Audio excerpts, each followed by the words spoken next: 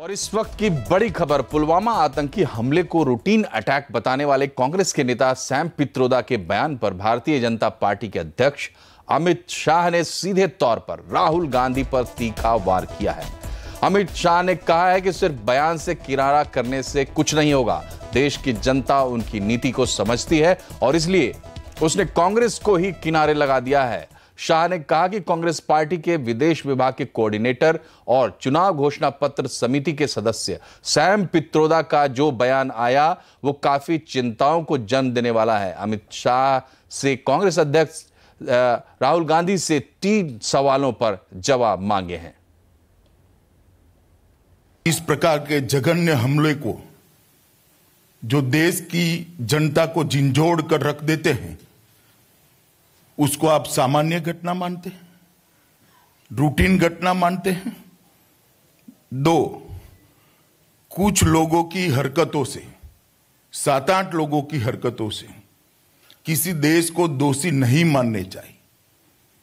क्या कांग्रेस पार्टी मानती है कि जो आतंकवादी घटनाएं देश में होती है, इसका पाकिस्तान सरकार, पाकिस्तान की सेना से कोई रिश्ता है या नहीं है? और तीसरा, आतंकवादी हमले का जवाब सर्जिकल स्ट्राइक और एयर स्ट्राइक से नहीं देना चाहिए, बातचीत से इसका समाधान ढूंढना चाहिए। क्या ये कांग्रेस पार्टी की आतंकवाद को डील करने की नीति अधिकृत है? क्या कांग्रेस पार्टी के अध्यक्ष ने तीनों मामलों पर देश की जनता को जवाब देना चाहिए। जी, तो कांग्रेस अध्यक्ष राहुल गांधी से अमित शाह के सीधे सवाल, और अब आपको सीधे लिए चलते हैं राहुल गांधी की सभा में पूर्णिया। मैं नरेंद्र मोदी बीजेपी आरएसएस से नहीं डरता।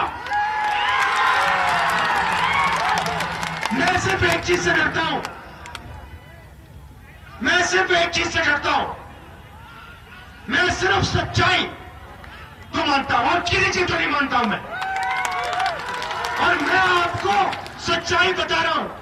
हर रोज आपके जेब में से, बिहार के युवाओं जग जाओ, आपके जेब में से हर रोज पैसा छीना जा रहा है, आपका पैसा लूटा जा रहा है। चौकीदार नरेंद्र मोदी, फायदेमंद अनिल अंबानी, पूरा फायदा लो, मजा लो। मैं उस दिन के लिए कह रहा हूं, वो दिन आएगा जिस दिन बिहार का युवा अपनी आंख खुलेगा और कहेगा भैया बस हो गया, अब तो मैं टाइट करने जा रहा हूं। वो दिन आएगा, वो आएगा, आने वाला है, 2019 में आएगा।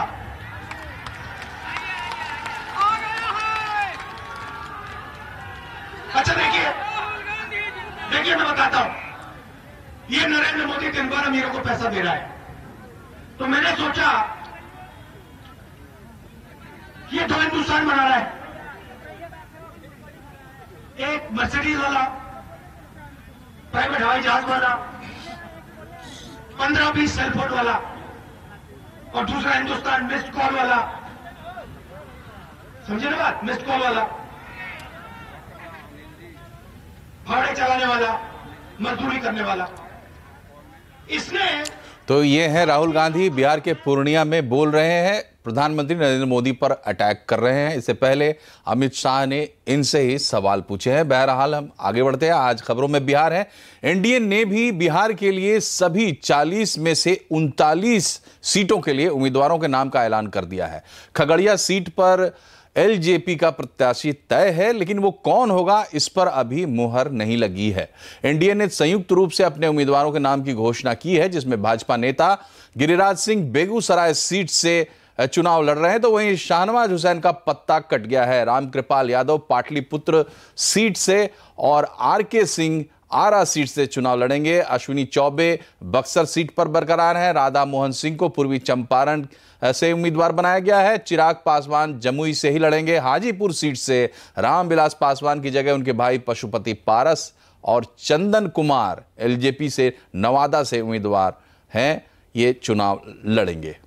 वहीं शत्रुघ्न सिन्हा की जगह इस बार पटना साहिब सीट पर रविशंकर प्रसाद बीजेपी उम्मीदवार होंगे। उन्होंने उम्मीद जताई कि पटना के लोग अवसरवादिता के खिलाफ मतदान करेंगे। शत्रुघ्न सिन्हा पर कुछ भी बोलने से रविशंकर प्रसाद ने मना कर दिया।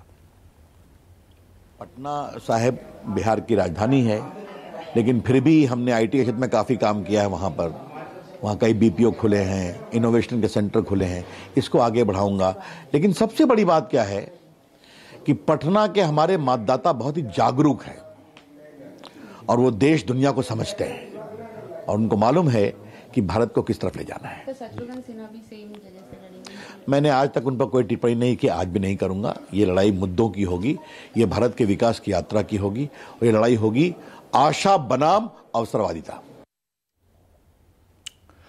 और सारण यानी छपरा सीट से बीजेपी नेता राजीव प्रताप रूडी को एक बार फिर उम्मीदवार बनाया गया है। उन्होंने कहा कि वैसे तो ये लालू का गढ़ रहा है, लेकिन उन्हें उम्मीद है कि नरेंद्र मोदी को दोबारा प्रधानमंत्री बनाने के लिए क्षेत्र की जनता उन पर दोबारा भरोसा जताएगी। जो लालू जी का अपना गढ़ है, लालू जी वहां से चुनाव लड़ते रहे हैं। जेल जाने के बाद उनकी पत्नी वहां से चुनाव लड़ती रही हैं। आज मुझे वहां से फिर से दोबारा चुनाव लड़ने का मौका मिला है और मैं सबको आभार व्यक्त करना चाहूँगा, अपने कार्यकर्ताओं को। इस विश्वास है कि जो बिहार में जिस प्रकार से 40 के 40 सीटों का एक साथ, यही अपने आप में प्रमाणित करता है कि 40 की 40 सीटें पूरे समझौते के साथ एनडीए का घोषणा हुआ, जिसमें हमारे साथ रामविलास पासवान जी की पार्टी है, माननीय नीतीश कुमार जी जो बिहार के माननीय मुख्यमंत्री हैं, जनता दल यूनाइटेड है और भारतीय जनता पार्टी है।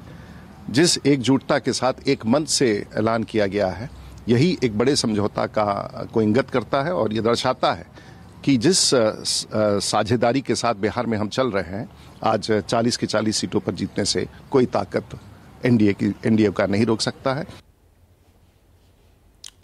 इधर केंद्रीय मंत्री नितिन गडकरी ने दावा किया है कि बीजेपी इस बार 300 से ज्यादा सीटें लाएगी और मोदी ही फिर से प्रधानमंत्री बनेंगे। नेटवर्क 18 से एक्सक्लूसिव बातचीत में उन्होंने दावा किया कि यूपी में भी अर्थमेटिक यानी गुणा गणित पर पॉलिटिकल कैलकुलेशन भारी पड़ेगा और एसपी बीएसपी गठबंधन कोई असर नहीं डाल पाएगी। स्ट्रॉन्ग अरिथमेटिक है। देखिए 1971 में चुनाव हुआ था, इंदिरा जी के खिलाफ सब पार्टियां एक हुई थी, पर उसने ये सिद्ध कर दिया कि 2+2 4 ऐसा राजनीति में कभी नहीं होता। ये ट्रैक रिकॉर्ड है और इसलिए जो लोग आपस में मिलते नहीं थे, एक दूसरे के साथ बैठते नहीं थे, एक दूसरे की तरफ हंसते नहीं थे, वो अपॉर्चुनिज्म के आधार पर उनने अपनी अलायंस बनी है, वो सिद्धांतों के आधार पर नहीं बनी है और इसलिए निश्चित रूप से हमारी जीत होगी और हम चुन कर आएंगे, ये मेरा विश्वास है। लेकिन सर वहाँ पे नंबर्स कहाँ से आएंगे? 100% आएंगे, हम 300 से ज़्यादा सीटें मिलाएंगे। देखो आप डायरेक्ट कैलकुलेशन भी किया जाए on the basis of the votes that was polled by Samajwadi Party and the BSP in 2014, you are losing 50% of your seats. देखिए ये आपने अरिथमेटिक कैलकुलेशन किया है, पॉलिटिकल कैलकुलेशन नहीं किया है। So what is political calculation? मैं बता रहा हूँ कि जो 5 साल में हमने काम किया, उत्तर प्रदेश में विकास किया है, लोग हमें ही चुन कर देंगे। 23rd of May, what is unfolding for your party and the country? नहीं, मेरा पूरा विश्वास है जी, मेरे को पूरा कॉन्फिडेंस है कि जनता के विश्वास को संपादन करके अच्छी जीत हासिल करके हम आने वाले 5 साल में हमें इस देश के भविष्य को बदलेंगे। कितनी सीटें मिलेंगी? हम लोग 300 से ज़्यादा सीटें मिलाएंगे। आप बोलते हैं मोदी वेव चल रहा है। 100%।